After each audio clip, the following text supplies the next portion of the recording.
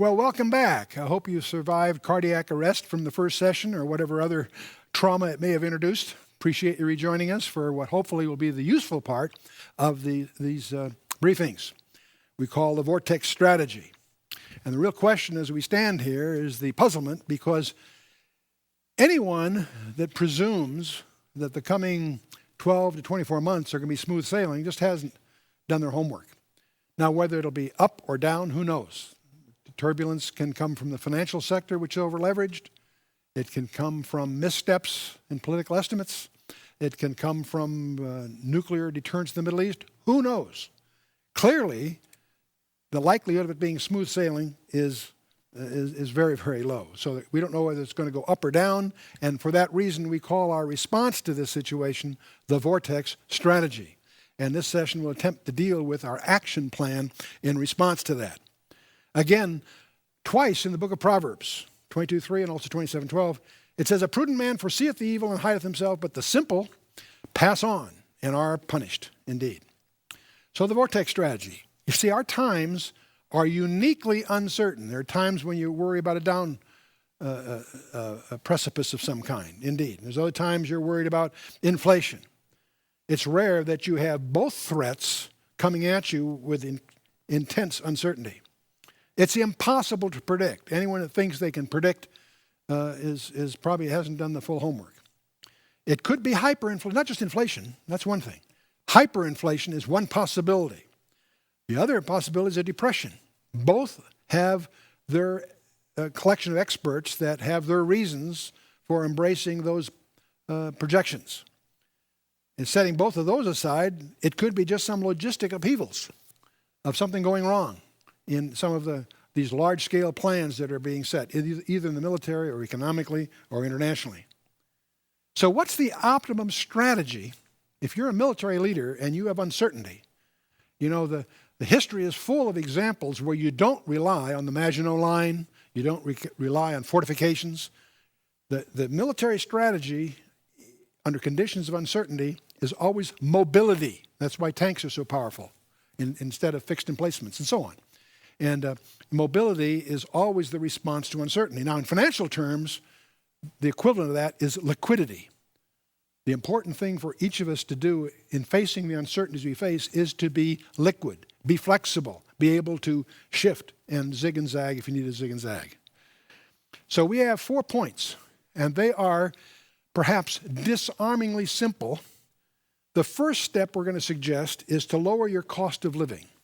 All of us operate on the presumption that next year will be better than last year, and so we always tend to presume on the future. No, we got to do the opposite. You want to lower your cost of living. How do you do that? We'll talk about that. Once you lower your cost of living, your next attack is on your debt. You want to get out of debt, and we'll explain why as we go. Once you do get out of debt, your next challenge, which is a different one, is to guard your liquidity. Understand what can attack that. And finally, the most important factor of all, and we'll deal with that when we get there. So let's take these one at a time. The first one is to lower your cost of living. And what that really means is you don't want to count on an increase in your income. All of us expect to get a merit raise, maybe this, maybe that, whatever. Maybe Aunt Harriet will pass away and leave you a stipend or whatever. No. Don't count on increases in your income. If they should occur, that'll just give you more margin. We're going to suggest you aggressively do just the opposite. Take your income, whatever it is, and I strongly suspect that if you take your expenses today, they're probably a little larger than your income. That's where credit cards come in or whatever else, okay? So the first step is not an easy one, but it's the most critical one in your life. Your life depends on it, and that is reduce your expenses. Adopt with rigor a lower cost of living. Why do I say that? Well, for several reasons, not the least of which is that same income then will leave something that's yours to keep. So you want to reduce your cost of living so that you have some discretionary funds with which to pursue your strategy, whatever it is. It's that simple. Now, how do you go about doing that? It sounds simple. Let me back up a little bit here. One of the ways you deal with this is, of course, to make a budget of your time. Where do you spend your time? not your dollars, your time. And take a look at what's really important to you from your time. You'll probably discover that there are indulgences that you allow yourself that you really don't have the time to do. Find things that you can do without. Budget your time.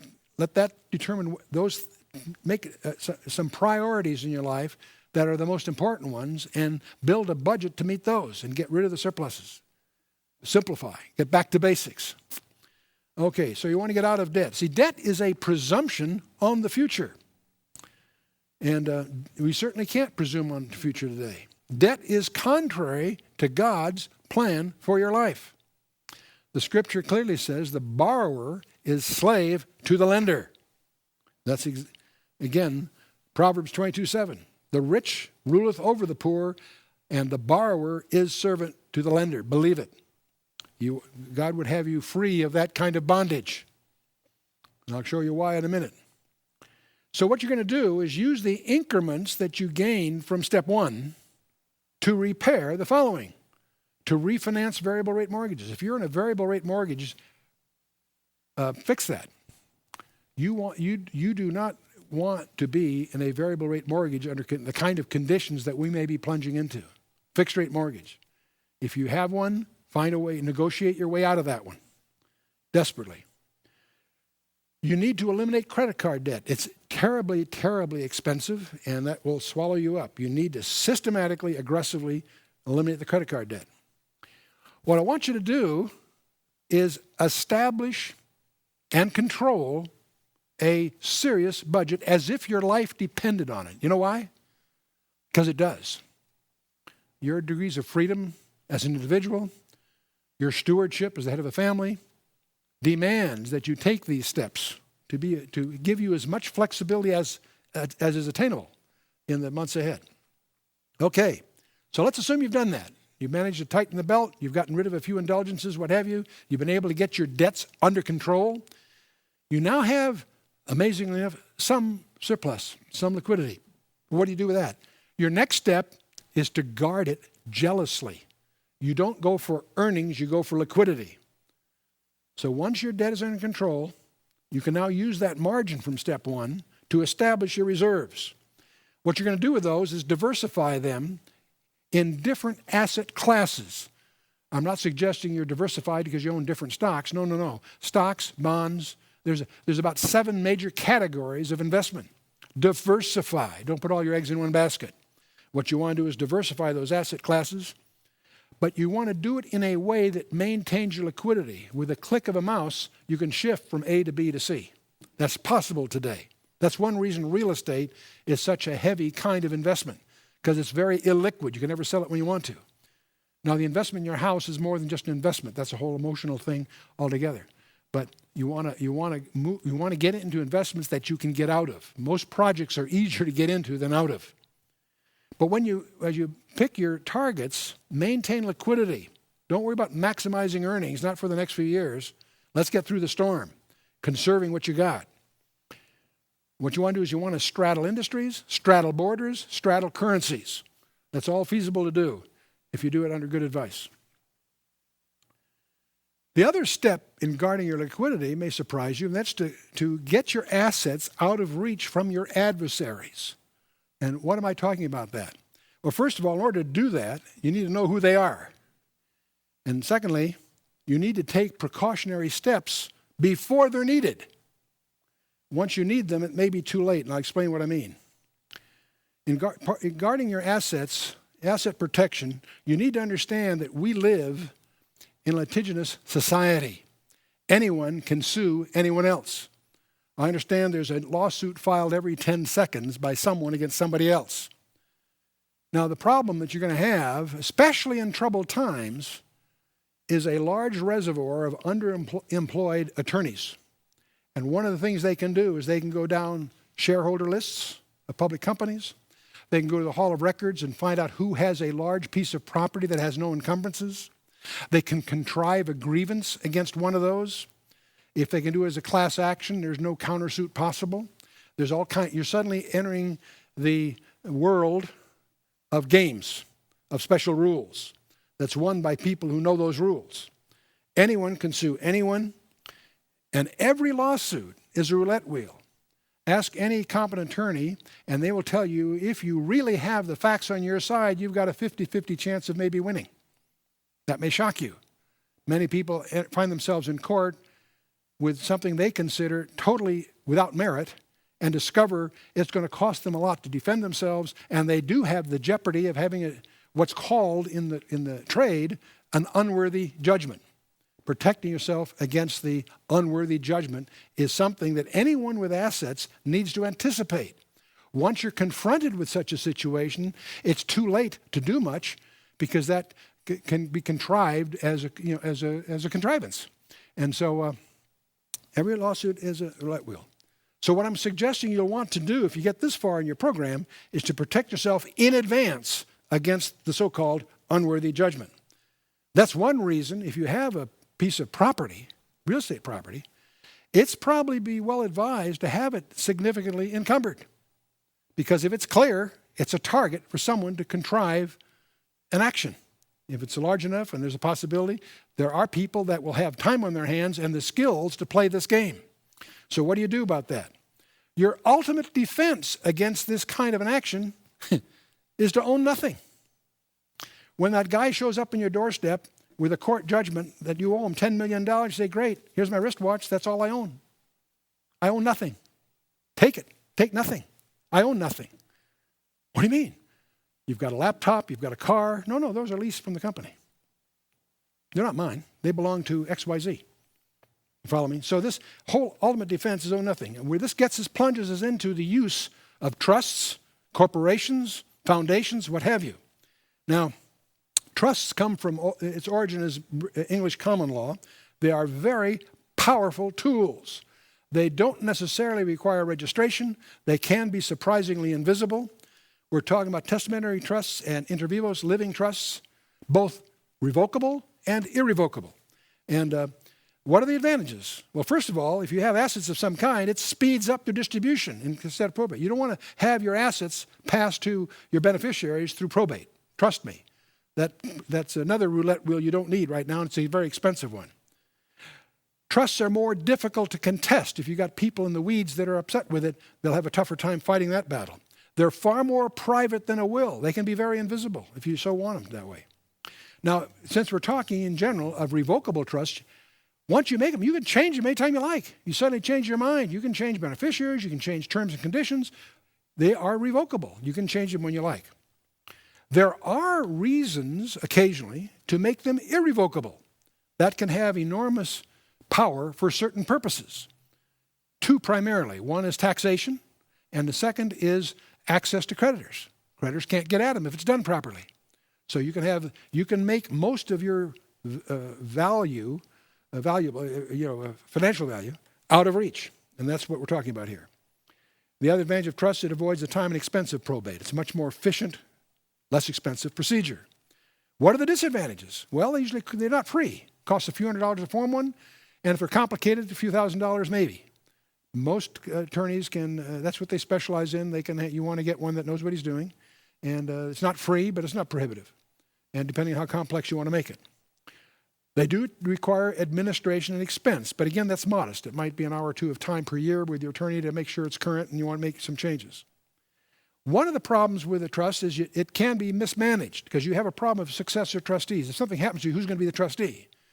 It could be some person you trust, but you might trust them now, you might trust them later, or they might have an accident. So that there is an advantage to having an institutional trustee of some kind. And that there are issues there that your advisor can deal with there. But there are conditions, both tax and creditor conditions, that suggest an irrevocable trust. In other words, making it such that you can't get at it yourself, that there's an advantage to doing that sometimes. And there are ways you can do that, especially with offshore trusts, where your trustee is offshore, but he'll follow your wishes, but you don't have direct control. And that you really do, but you don't, and there's an advantage in that kind of thing. Now, what are the action steps? Well, you have to create the trust. Your trustors and trustees, that is the creator of the trust and the manager of the trust, are usually the same person while he's living at least. There is the issue of successor trustees, which can be individuals or institutions. You have to designate beneficiaries, and they're changeable presumably. But the key thing in the whole process here is to transfer your assets clearly out of your name into the name of your name as a trustee. And you need to do that very, very carefully and very, very skillfully. They have to be carefully drafted.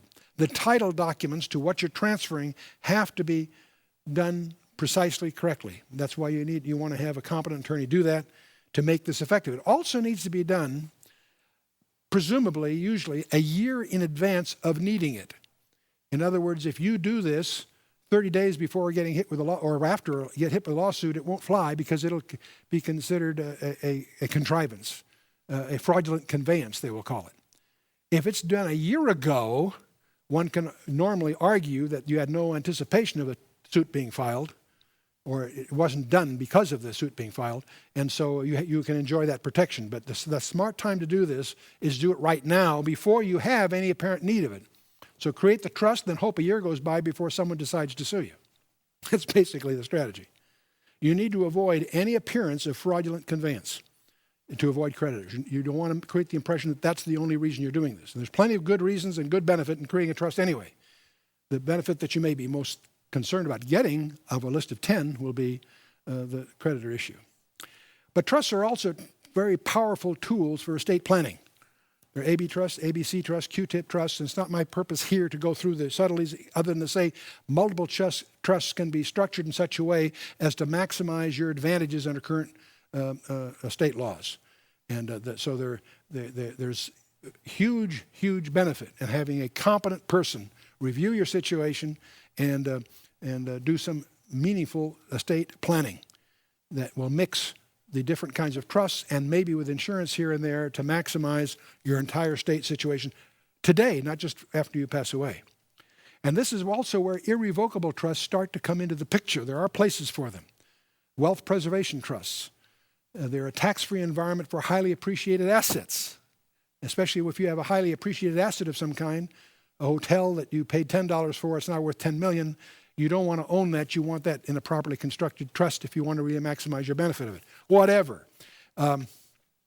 You also want to be aware of the fact that if you're giving donations and you have a choice of cash or appreciated assets, tax-wise, you are much better off donating highly appreciated assets than cash itself.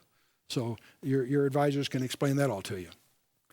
But anyway, if you do, and again, with irrevocable trusts, if you create them early enough in advance, they can protect you from creditors, and yet you can protect yourself against the creditor and not deny yourself the use of it. Your house could belong in an irrevocable trust. You can live in it. Your creditors can't touch the house. And so you need to understand that. There is a category here you also want to be aware of, and that's what's called a charitable remainder trust. One of the most powerful tools in estate planning and relatively rarely used because most people don't understand them. And you can get very significant immediate benefits as well as continuing tax benefits by considering this. How it works is the use of the assets, you retain the use of the assets until the death of the owner and or the spouse. And the remaining, whatever assets remain at the death of both the person and the spouse, say, can then go to a designated charity. Now, the advantage is you can get the deduction for all this up front. You can continue to use the assets, like, say, a home or an income-producing piece of property during your lifetime and the lifetime of you and your spouse. But when that's all over, the remaining assets, or a portion thereof, can be donated to a charity of your choice, whatever you would tend to favor. And all of these strategies can be supplemented with life insurance. There are very, very interesting places that a life insurance policy can fit and plug a hole and so forth. So that, again, there's a huge, huge opportunity here for a competent advisor to guide you. But as you do all of this, there's another dimension I want you to do a little homework and consider. Some of these trusts can also be offshore. If you're really paranoid about a lot of things, there is an entire industry offshore to create these trusts outside the United States. That creates additional barriers for someone that's on the attack. That's why there's a place called Liechtenstein or Switzerland or even Austria and other places that have laws that are uniquely designed to protect trusts, but their invisibility and their proper execution. Again, it costs money and takes some homework, so it's just an area to be aware of. They're private, they're very sound, but they can be expensive. Another thing to consider is international bank accounts. You'll be amazed to discover how different an international bank is compared to the banks within the U.S. And there are rules for U.S. banks that are very restrictive. Outside the U.S., the banks can be very, very powerful partners. They can avoid disclosure. There is an issue of accessibility you have to consider, but there's a whole world of bank accounts you might want to consider. Something that's overlooked by most people is foreign life insurance. The life insurance capital of the world is London, and the next runner-up is Switzerland. And the reason is that foreign life insurance is invisible. It's not like a bank account which has to be registered. A life insurance policy is a contract, so it can be totally invisible. It's not an account in the usual parlance. And the foreign life insurance can be a very, very powerful technique. Something else to recognize, it's very, very advisable to have a current passport. You never know what circumstances may occur. You want to have one current, and you want one for each member of your family separately. Don't have your kids in yours. Make them independently so there's independent possibilities. Simple to do, takes a little homework, do it. Have a separate one for each member of the family.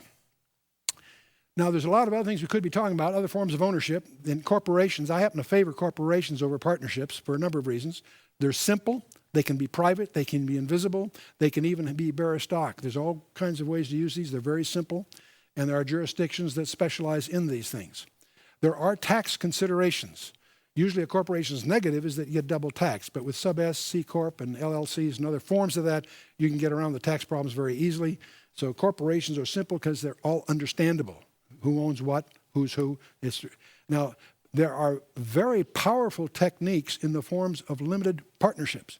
And many of the most sophisticated things I've been in are limited partnerships. The problem with them, from my point of view, is that they require continuing legal supervision. You can't turn around without having your attorney amend the articles, or it takes a continual dialogue with the attorneys. With the corporation, you need an attorney when you form it, when you close it down, and in between, things are usually simple enough you can just do it by having a well-documented meeting. So I prefer corporations for most of the shenanigans I get into.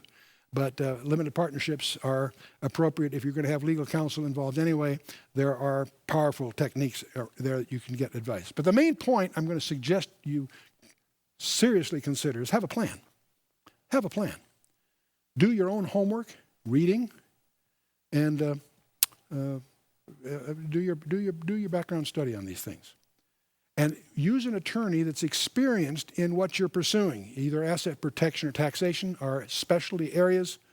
You want to use an attorney, not an accountant, because the attorney is you are protected with the attorney-client privilege. If you have an accountant in the picture, fine, make sure he's working for your attorney, because that way the attorney protection can prevail over your accountant too. An accountant, when you think of an accountant, the tax people say that accountant is a snitch. He's required to report whatever the IRS wants to know. An attorney has attorney-client privilege. If the accountant's working for the attorney in your situation, he's protected under the attorney-client privilege. So, small point, but be aware of it. But the main thing is have a plan, do your own homework, be diligent, especially in its continuous maintenance. That's one place in my past. I've been 30 years doing these kinds of things. I have to be candid with you. Many times I start off great, I put the pieces in place, and then I don't follow up. A year or two or three, they quickly get out of date. They're often just paper tigers on the shelf for emergencies, and you end up collapsing them for failure of my diligence. So they do require continuous maintenance. There are a number of other topics that we'll be addressing in subsequent editions. You need to address your spiritual portfolio. What do I mean by that? Your personal portfolio, your armory. That really involves doing a serious study of the 7 elements of spiritual armor that are detailed in Ephesians 6. And this is one of the things that should be an appropriate appendix to this briefing. You want to take seriously your priesthood of the family. As we move in these uncertain times, that may be one of the most important challenges before you, is to repair any deficiencies in that regard. I'm going to encourage everyone. In the 60 years that I've been an active Christian, the one place, virtually the only place I can think of offhand, where people really grow is in small group studies. Small enough groups so they can ask questions without embarrassment, that meet frequently enough there's a sense of accountability among them. That's where people really grow. And so I encourage you to consider being involved in a small group, whether it's a house church or just a group of businessmen meeting Thursday morning breakfasts or whatever form is comfortable, but be involved in a small group whose primary role is the exposition of the Scriptures. There may be social reasons, there may be a potluck dinner involved, that's all great, but make sure you preserve, with the number one priority, time spent in a systematic verse-by-verse study of the Bible itself, not somebody's book that's popular at the moment, that sort of thing. That's all fine and good. No, we're talking about expositional study of the Word. God will bless that. And so another area that you might give some serious consideration, if we have the kinds of disruption that may occur, there is a value in doing some preparation and self-sufficiency. If you happen to have the blessing of being away from a metropolitan area in a semi-rural community where there's a large culture of food-growing industries and where most of the residents themselves are armed, that's an advantage in contrast to being dependent upon the metropolitan services of a large city, if we get into those kinds of times. You might give some serious thought and prayer to those issues. And you ought to also maintain careful surveillance of your health and the maintenance thereof. Most of us go to the doctor when we're sick, rather than have a systematic program of annual checkups and do a little bit of homework in that area. Another area, as we look at the turbulent times we're facing, is the discoveries that many people have yet to make about the benefits of homeschooling. It is astonishing to look at the statistics. It's astonishing to see the leadership that emerges from the homeschooling environment in contrast to the government schools, which are deliberately designed to dumb down the population. That sounds shocking. I hope it does, so that you'll do some homework and challenge that assertion. The homeschooling world is an industry that's well supported with creative materials. The product of the homeschooling environment is well recognized by the major universities. The Harvards and Stanfords of this world will prefer that product compared to the general output of the public system. And it's a poorly kept secret, but very widely recognized. The other thing I'm going to include in my list of ancillary topics here is to exploit the new technologies that are available to the serious Christian. I'm talking about podcasting. I'm talking about software for your computer to study the Bible. I'm also talking about online memberships. And I'll close, when I close, I'll give you some thoughts about our institute. But I've left the most important topic of all. We've talked about 3 of the 4 major topics that I call the Vortex strategy. The 4th one is the most important of all. Learn the supernatural basis of stewardship. And that's a whole other study. Because this is the solution to all financial problems. God commits himself to that. Man's purposes for, what are your purposes for money? Well, most of it would list 3 things. To provide for security, establish independence, create power and influence. That sounds pretty good. That's pretty typical of the advice that a young father would give to his graduating son or what have you. Those are the 3 targets. That's man's view. Let's contrast that with God. Man's focus is power and position. God's way is submission. Whoops, a little different. What's the emphasis? Man's emphasis is on rights and freedoms. God's way is personal responsibility. Man's desire is to gain for self, and God's way is to meet the needs of others. Man's concern is, of course, immediate fulfillment. God's way is lasting achievement. Do you see a divergence here? A little different perspective. Man's yearning is for the praise of men. We don't like to admit it, but it's certainly true. God's way is the approval of God. Man's aspiration is to be served. God's way is to serve others. Man's need is to push ahead. God's way is for patience.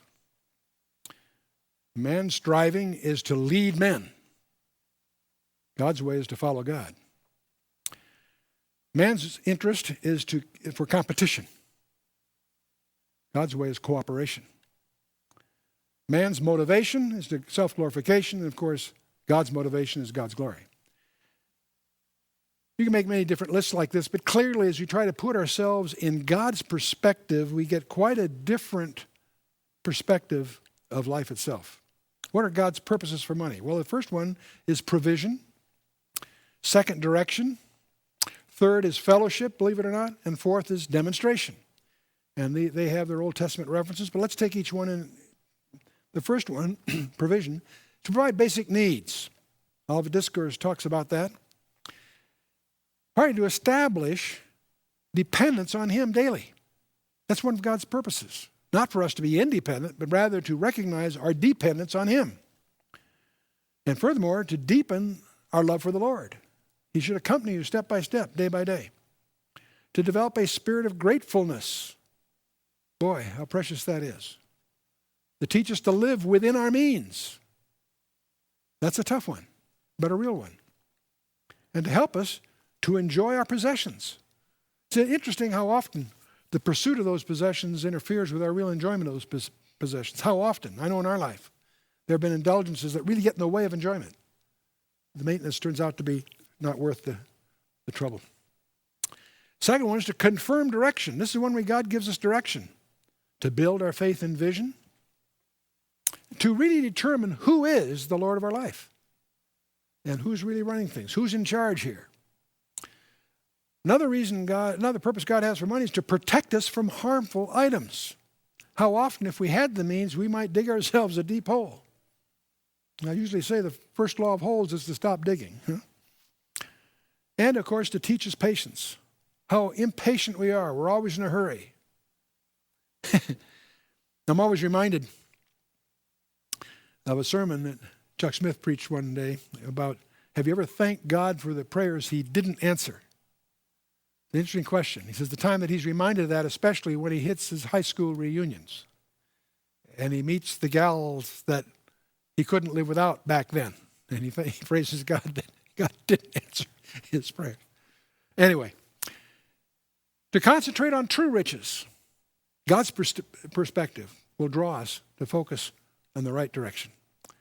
The third thing is to give to other Christians. That is a very legitimate, appropriate ambition for us to garner and steward our wealth, to be able to be in a position to help other Christians, to unite them, to demonstrate the mark of a Christian ourselves, to initiate spontaneous thanksgiving, to multiply the potential for giving.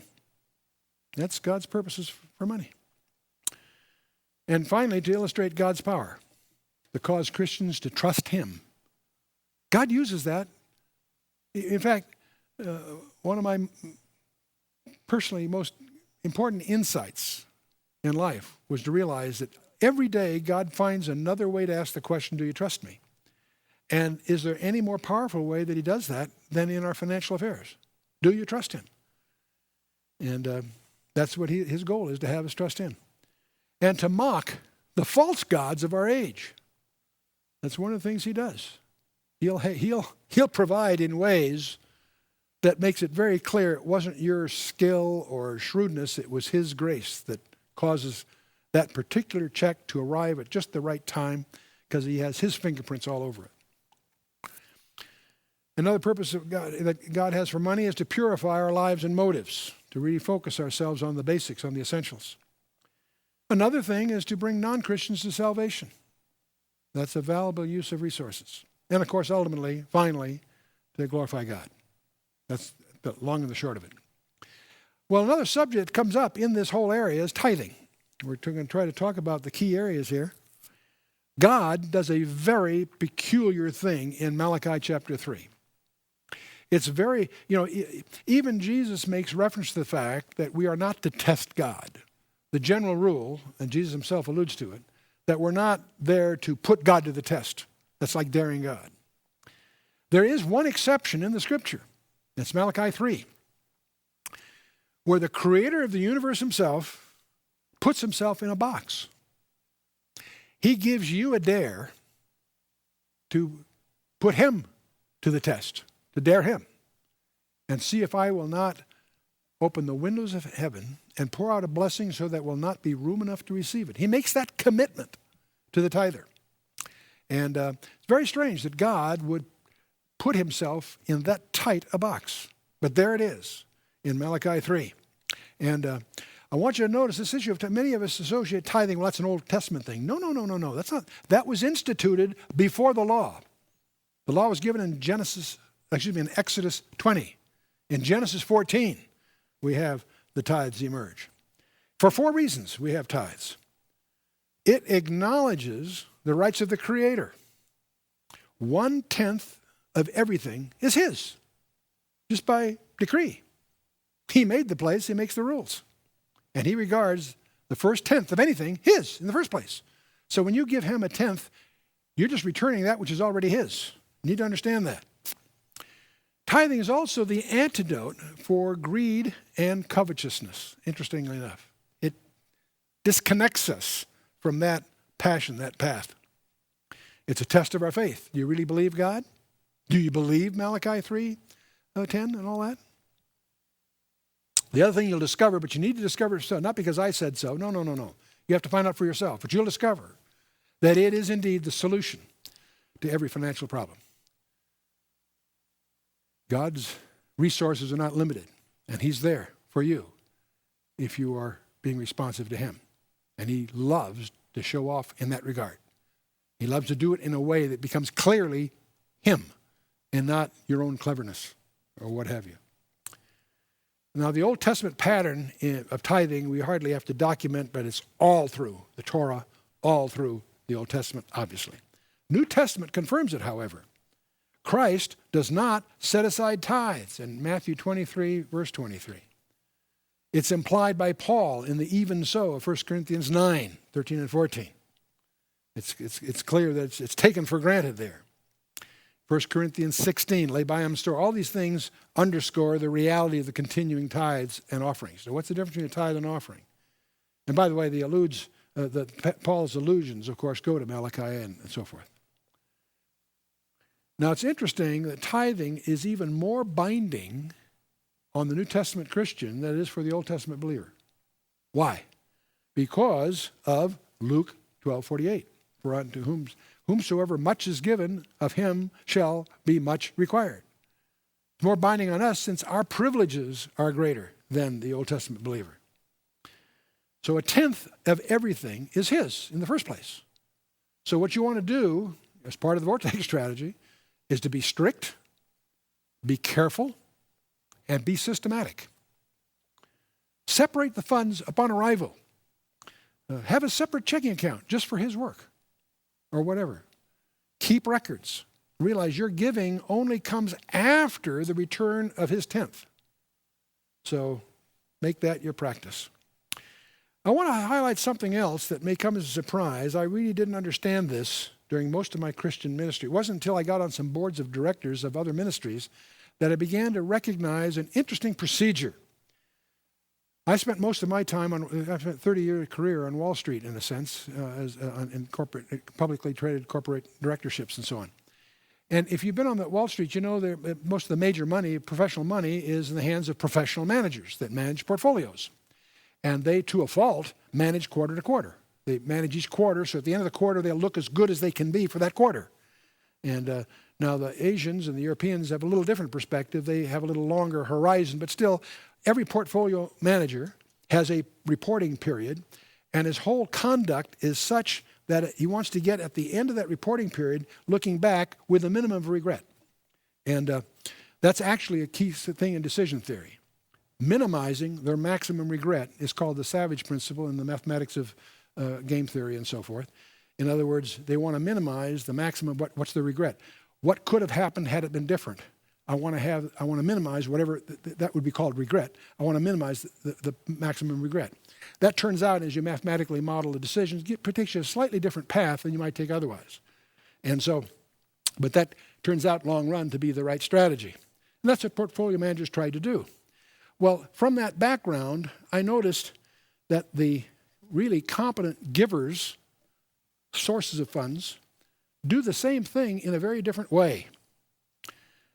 See, the professional manager makes his decisions in light of the ultimate review of the end of the reporting period. You and I want to do the same thing with our giving. We don't want to give to a ministry because of need. There are more needs that will ring your doorbell than you possibly can respond to. There's no shortage of needs around the globe, even within the Christian context. There are more needs than you can deal with. That doesn't turn out to be a very useful yardstick in and of itself. What you want to do is look for evidence that God is in the action and then join him in what he is doing. When I was very active as a professional director, I've served on 12 boards as chairman and CEO of 6 of those, but I spent a lot of time with investment groups, especially venture capitalists, because we were primarily in high-tech, high-risk ventures. I got a very interesting insight into one of the prominent venture capitalists that I was close friends with. They constantly see proposals, and they can never be sure that which ones are going to win, which ones are losers. That's part of the game, is you make some bets, you'll win a few, lose a few. You hope you make enough on the winners. You may have one winner in 20, but you win enough on that to pay for the other 19 kind of things. It's that kind of world. But it was interesting insight because this one particular guy, he pointed out, he was much more concerned that he didn't want to pass a project that turned out to be a big winner. He was more worried about that than if he invested in something that turned out to be a loser. And then I realized from that remark that, see, the whole thing is really, one of the insights is it's all ego. It's not return on investment. Because where it's a loser, they have ways of cutting the losses, and yet they want to be, the whole idea in venture capital was to be joining the guys who were on this particular winning project, whatever it might be. And so, in a sense, they're doing the same thing. They're really trying to guess which ones are going to prove to be the most meaningful investments. They're not worried about making an investment where it might not be as good. They're primarily concerned about being with a winning investment. Well, a winning investment in terms of your giving is to be supporting something that you know God is in. Because again, God doesn't need your money because he's going to accomplish what he wants to accomplish. But he will extend to you the privilege of joining him in this project or that project. You want to make sure it's one of those and not just someone that is in a box canyon of some kind. So now, there's another thing. You obviously you can't take it with you. That's not true. That's not true. You can take it with you. Luke 16 tells you how. You see, it's just like if you're going to visit a foreign country, like especially a third world country or something, you don't wait till you get there to convert your money. You usually get your banker to do it. What you do is you convert your currency into the coin of the realm before you get to their airport, right? Well, you do the same thing going to heaven. You send up your resources ahead. You can't take it with you. You ship it on ahead. So in other words, what you want to do is use the resources God has provided to you here on earth for his work, and he'll take care of you on the other end. And you simply must send it, as I say, send it on ahead. A thought. So having gone through all of this, what's your action plan? We're facing some huge, huge turbulent times forthcoming. Now those times are going to be challenging to us as stewards, but they're also going to be incredible opportunities. Because many people who are complacent today, who are deaf to things of the gospel, are suddenly going to be open to asking questions. They're looking for answers. You and I need to be prepared to respond to that opportunity because it's probably going to be, here in America, one of the biggest opportunities for the kingdom in our entire history. And what we make of it is a function of our preparation. So one of the questions I want to suggest is, what is God calling you to do? You need to discover that. That's the greatest adventure in life, is to find out what God would have you do. And in any case, what I'm going to urge you to do is to raise the bar on your personal walk. You say you're a Christian. Praise God for that. What have you done with it? What are you doing with it now? Find out what God is calling you to do, and then raise the bar a notch. God is not finished with any of us, me included. All of us me included, need to be raised the bar on our personal walk. Every one of us has things we can add to what we're doing a little better, a little more thoroughly, a little more sincerely, with a little more depth, whatever. Whether it's studying or whatever. Raise the bar on whatever that means to you. Now, how do you do that? Well, no, whatever else it will include, I can guarantee you it'll include this, and that is a systematic study of the Word of God. You say, well, I read it every day. Praise God, that's devotional reading. I'm not talking about that. I'm talking about serious study, verse by verse, chapter by chapter, book by book. Undertake a serious study of the Scripture. Start wherever you like, wherever you lead you to. But get into it seriously. A systematic program to study your Bible. Let that be a lifetime commitment. The other thing you might do is join a small study group. As I say, that's where I've seen people grow, in small groups. The other thing I'm going to encourage you to do is exploit all the new resources available. You can get daily updates devotionally on your iPod. You can, with a few keystrokes, find out anything on the internet. There is computer software today that will make you more effective than most pastors have been in previous decades, because you can get at any passage in the Scripture immediately. You can put your cursor there and it'll tell you what the Greek or Hebrew behind that word really said. And some of these packages are free, cost you nothing. Others are quite elaborate, and you can spend a few $100s if you so choose. But the resources you have available today are astonishing. I travel on an airplane with my laptop, and I have direct word searchable access to more volumes than occupy most libraries. And it's with me as a casual appliance. But there's other resources available I specifically like to call your attention to. But in any case, I want you to respond to that calling now. Don't put it off. Time is curious. But there's a unique resource that I'd like to close on. There is now finally, to the best of my knowledge, the only one that I'm aware of, a voluntary think tank that you can be part of it. It's designed to serve the interests of those Christians who are really serious about their personal ambassadorship of the coming King. If you're one of those, if you're serious, I want you to be aware of a think tank that you can be part of. We believe the Lord is putting new wine in new skins. Every era has a whole different style, it seems. And we're plunging into an era of internet, an era of astonishing information appliances that are casually available. It's a whole different world for learning, a whole different world for communicating. It's possible now to be part of a worldwide, a totally borderless fellowship that are not bound by any straitjackets of tradition or presumptions. And you can be part of that. How can you get involved? First of all, undertake a personal lifelong study using these resources. You can also volunteer to help us as being a teaching. Every one of our classes has a volunteer teaching. There's over 50 people there that spend their time coaching you through completion of the course you've signed up for, with maybe 12 people in your class, but a teaching assistant that does nothing there but to coach you through. We have area representatives, people who represent us in an area to respond to the needs in that area. We have research assistants that become our surveillance network. All these are volunteers. You can be one of them if you're so led. You can also, if you feel led, to sponsor special programs. Student prizes, incentives are donated for awards for people that have done unusual things. Practicums, internships. Many people are lining up to provide endowments for certain course development and other things. We like to get some of our stuff translated in other languages. All these things we have over 1,000 students in over 13 countries, and it's growing rather rapidly. So you can be part of it. It's a ground floor opportunity to be part of an international fellowship that you can be part of. So that's who we are. Look forward to seeing you at one of our meetings. God bless you.